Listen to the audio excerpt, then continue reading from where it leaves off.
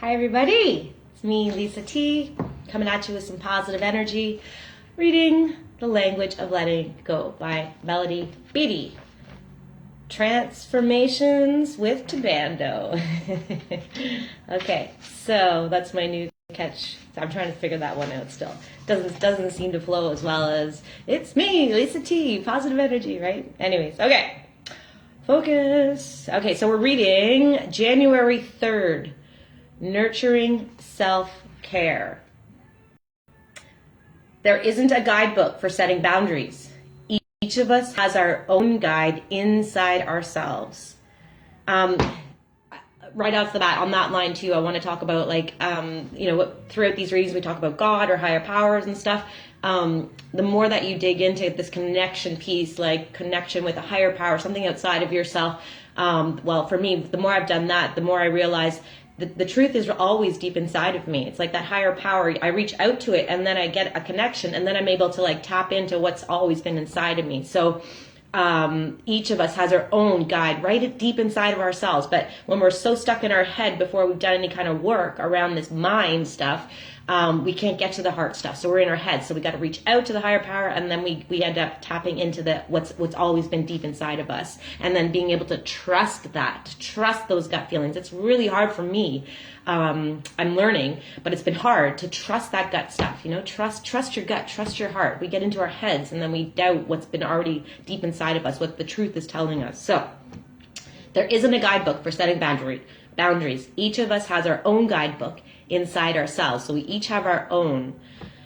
If we continue to work at recovery, our boundaries will develop. They will get healthy and sensitive. So your boundaries will start to get sensitive, not in oh, she's so sensitive way, but in a sensitivity way, like sensitive to oh, I need to set a boundary here. You get more attuned to it. You're sensitive to it, more sensitive to it. So you don't have to think so hard or work so hard. It's your boundaries get more healthy and more sensitive. Ourselves will tell us what we need to know, and we'll love ourselves enough to listen. Love yourself enough to listen. I've just been going through a thing in the dating world, and listening to what my gut is telling me has been challenging. Thank God I have a good support system, and I can reach out and my friends can tell me what I already know is deep inside of me, or I can say something to them and they're like, well, you're asking because you already know this, but I need confirmation sometimes because I'm still working on trusting, really, truly, 100% out of the gates, trusting that gut feeling. So so then we'll end up loving ourselves enough to listen to ourselves. Okay, here we go. What do we need to do to take care of ourselves? Listen to that voice inside. What makes you angry? What have you had enough of? Ooh, what don't you trust? What doesn't feel right? What can't you stand for? I just went through some of this morning unknowingly. And I made a decision based on this, and it was a little bit scary for me, but I did it. So what doesn't feel right? What can't you stand? What makes you uncomfortable? What do you want? What do you need? What do you want and need? What do you like? And what would feel good? Great questions to ask yourself, and then trust the answer. In recovery, we learn that self-care leads us on a path to God's will and plan for our life. Self-care never leads us away from our highest good. It always leads towards it. When we care for ourselves, it's always going to lead us to our highest good. I'm starting to really understand this, know this, and believe this with my full heart. Learn to nurture that voice inside.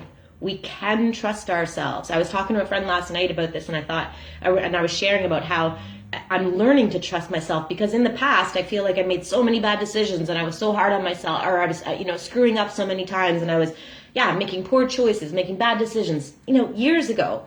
But so it's been on my journey in recovery in this last over 5 years, and well, more than that. I'm only now really honing in that I can actually trust this now, because back in the past I didn't have any support system, I didn't have tools, I didn't have a guideline, I didn't have recovery in my life. So of course I was making poor choices and bad decisions, but not now, not today. And I can learn to trust that gut stuff now again. So we can trust ourselves. We can take care of ourselves. We are wiser than we think. Our guide is within and ever present. Listen to it. Trust it and nurture it. Listen. Oh, it's like Oh, it's so sweet in there, that little thing inside of you that, you got to listen to it, trust it, and nurture it. Nurture that guide. It's guiding you. Okay, here's your prayer for today. Today, I will affirm that I am a gift to myself and the universe. I will remember that nurturing self-care delivers that gift in the highest form. Take care of yourselves, love yourself, make that your journey, and wow, watch miracles happen. I've been witness to it last year when I did this, so I look forward to what's to come. Have an amazing day. God bless you all. Love yourself, love your life, and keep on the path to self-love, self-nurturing, self-growth, and your highest good. Amen. Take care, everybody.